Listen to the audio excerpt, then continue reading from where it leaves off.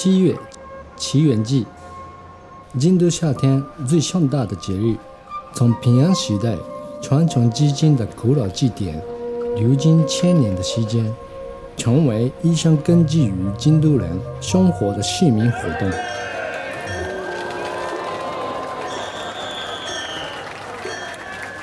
在京都人口中，祈源祭被亲切地称为蛤蟆祭り。蛤蟆即海鳗，热爱食用当季生物的古都人，每年到了这时，又是餐桌上出现海鳗的时候了。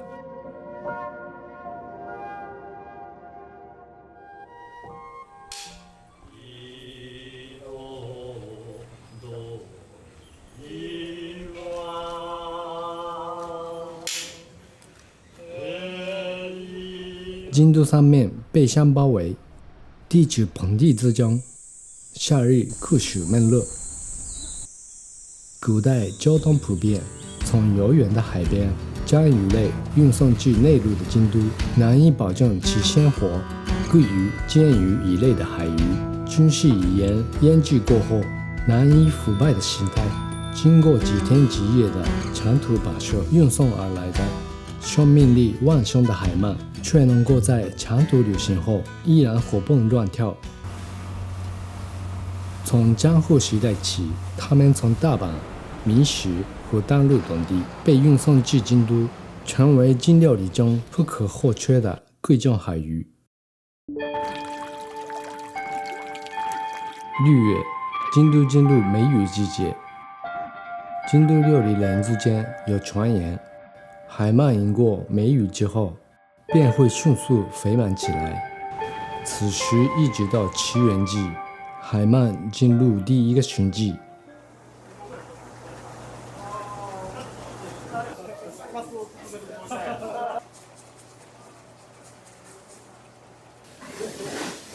我的名字叫菊野宇树，是一名料理职人，曾经在中国生活了15年。7年前回到故乡京都，每当进入7月，我都会前往中央批发市场，挑选前一夜刚刚被运送至此的最新鲜的海鳗。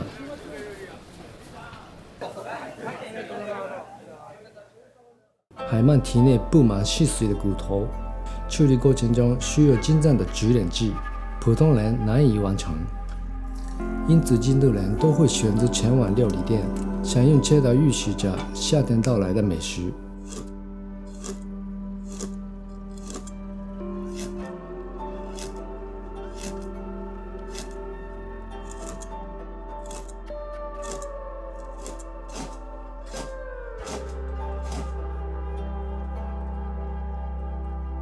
经过处理后的海鳗，我通常会穿上铁签，烤至微焦。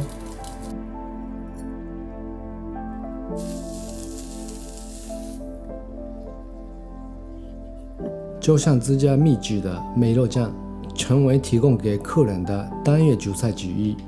海鳗味道淡薄，梅肉微酸爽口，激活了京都人被酷暑麻木的味觉与食欲。濑户内海，全日本最著名的海鳗生息海域，每年从6月至10月期间迎来捕鱼海鳗的季节。位于丹路岛南部4公里处的早岛，周长仅有10公里的小岛，在日本最古老的历史书籍《古事记》记载中，是日本国土的起源之地，自然丰裕、安宁静谧的小岛。如今仅生活着400多位居民，其中一大半从事着渔师的工作。优质的海水条件令早岛渔业盛行，春秋季节的鲷鱼，夏季的海鳗和九甲鱼是岛上最具代表的3大鱼类。早岛渔获的海鳗以岛屿周边海底沉积的泥土为栖身之地，松软肥沃的土质造就它们皮薄肉厚、骨头柔软、味道甘美、肉质紧实的特征。早在江户时代，早岛的海鳗便通过船运地的大阪电川，再通过内陆水路运往京都府县，以活着的状态全为专供给京都御所天皇的高级进贡食材。今天的早岛还保留着传统的烟香捕鱼法。49岁的海鳗渔师安达一夫出生于早岛上一个渔师之家。高中毕业之后，他搭上了渔船，从父亲手中学习了这一传统技术。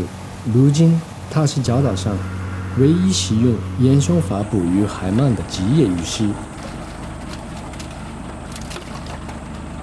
多分まあちょっと漁師だな大体。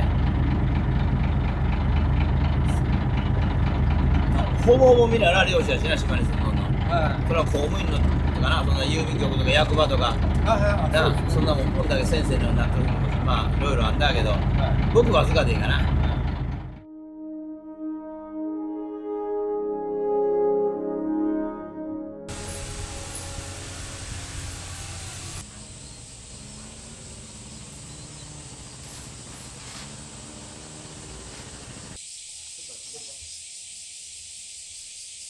出海之前，要准备好当天使用的烟香。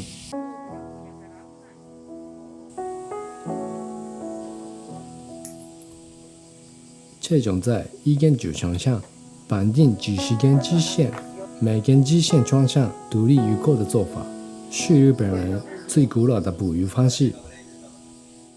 现代社会追求效率和产量，各地的烟香法早已被网渔法取代，难得一见。早岛上还残留着最后的烟香法渔师，坚持使用这种不损伤鱼类身体的方式捕鱼海鳗，使其保持最佳风味。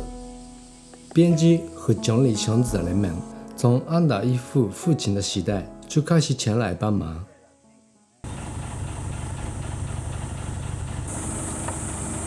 鱼饵也要提前准备好。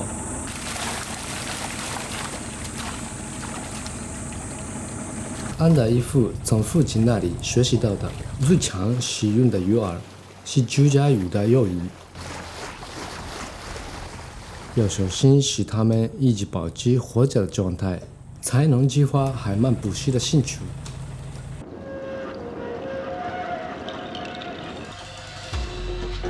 海鳗是一种夜行性动物，捕鱼必须配合它们的生活习性。30多年来，从5月中旬至8月中旬的一段时间，安达一夫选择在傍晚出港，深夜归来，带回丰富的战利品。京都の人間よく梅雨の水を飲んでハモが美味しくなるみたいな。それは前にその超える時期だ。5月ぐらいに出てきて、4月の終わり頃から出てきて、でそれから食いだめしていって超えていって、ほんで今の時期に産卵をするようになってきて、ピークでがないと1回の産卵するまでその本ぐらいがもうピーク。ほんでまた秋になったら冬眠するのにまた食いだめする。傍晚5点出海，晚餐多数时候都在渔船上进行。靠山吃山，靠海吃海。安达一夫的饭盒里不出意外地出现了海鳗的身影。出门简单的烤过，食用时再撒上酱油调料，就是鱼须最美味的吃法。天色暗淡下来之前，安达一夫的晚餐时间，总能看见夏季濑户内海傍晚的美丽天空。作为枯燥懂内的馈赠。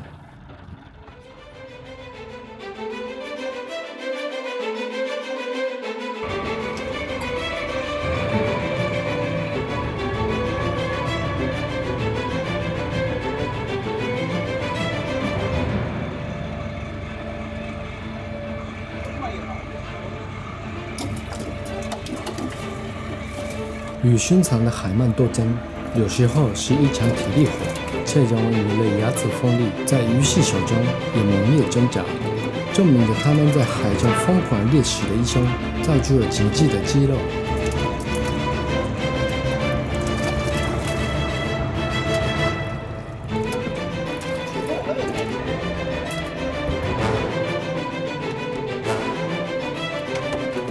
对于上锅的海鳗，安达一夫要迅速将它们处理完毕，扔到船上的食槽中，同时要非常注意，避开切腹锋利的牙齿。看，すごいな。噛んだ。そんな感じで。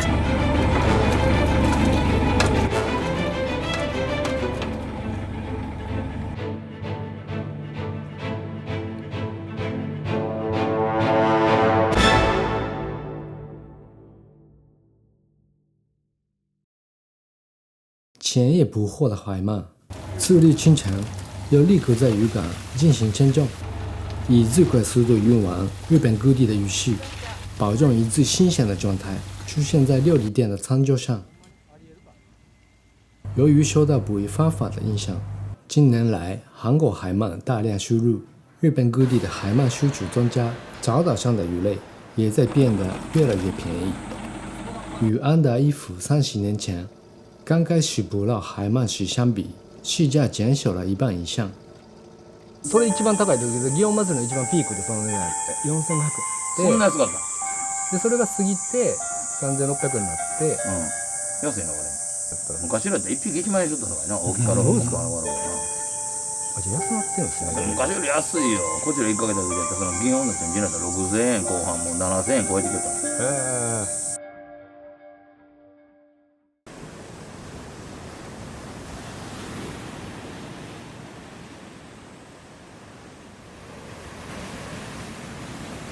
海洋环境的变化，收入微薄的鱼师职业，日本人口的不断减少，也日益加剧地影响着早岛上的人们。安达一夫也许是最后一个用烟凶法捕鱼海鳗的鱼师了。お子さんって一緒に住んだの？徳島ね。徳島。徳島ね。1人徳島、1人神奈川。継ぐとかないですか？ない、そんなもん鼻からもう漁師さすぎない、もう漁師はもうさせてくるから。なしたってもう限界集落なんのにやで。誰も俺なんでね。昔4000人ぐらい。こちら子供の時でも1000人ぐらいかな。今400。400、俺なしな、あるなしな。若いなって寂しなるばーい。そうですね。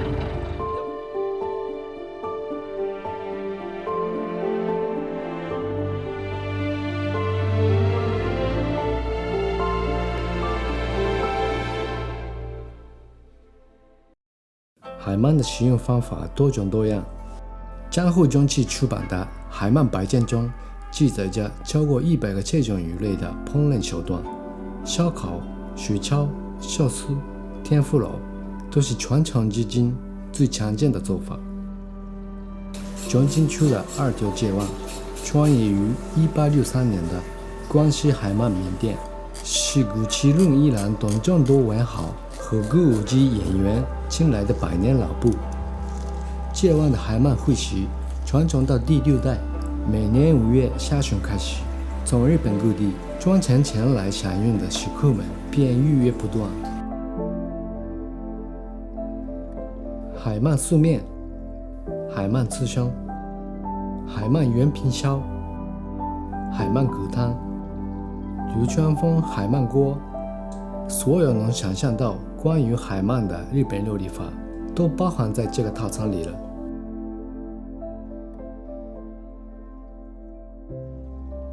第4代店主发明的海鳗刺身，透明如薄纸的生鱼片，由于技术难度太高，难以被其他同业者模仿。8月的第一道菜，海鳗素面上用红椒设计出一个大字，寓意着京都玉兰朋姐的风物诗五香送火。第6代店主称它为送火素面，将一直持续到送火结束的8月16号，体现着京都人在食物中敏感的素食方式。从海鳗的鱼肉、内脏到骨头，每个客人都能享用到一条完整的海鳗。店主泽月高明相信，海鳗是一种全身上下没有多余之处的珍贵鱼类。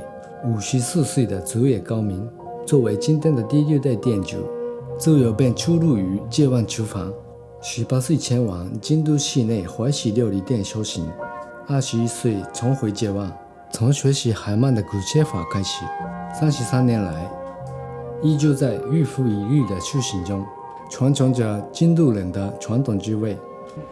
毎年毎年同じお客さんで、もうメニューも変わらないんですけど、はい器もやっぱり毎年変えるようにはしてるんですけどね、なかなか5、6年で一巡するような感じで。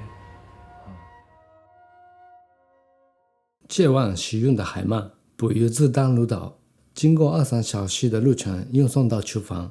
每天30条左右的海鳗，必须全部由泽野高明独自完整割切。代代相传的1寸24刀的独家焗人技，造就了它独自的口感。割切法是处理海鳗过程中最为关键的一环。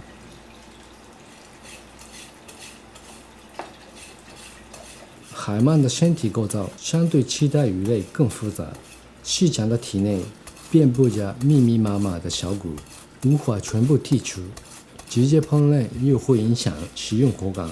料理职人们发明了海鳗的骨切技术，用骨切刀将细骨切碎，和鱼肉融为一体，这要求能够十分娴熟的把控手腕部力量，一分一毫，极度精密。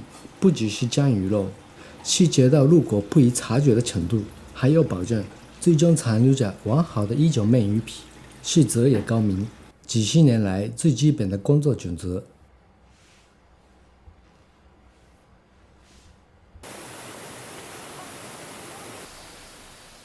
8月底，洛北的贵船显示，人们赶在秋天来临前，感受京都独有的另一项夏季风物诗——穿船。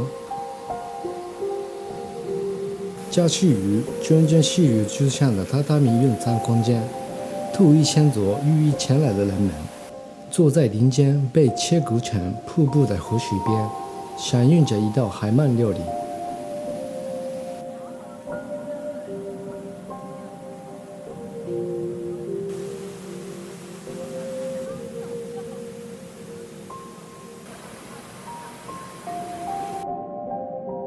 乡间的温度比室内低了近10度，那辆船和限定的海鳗肉一起，成为京都人刻在基因里的夏日回忆。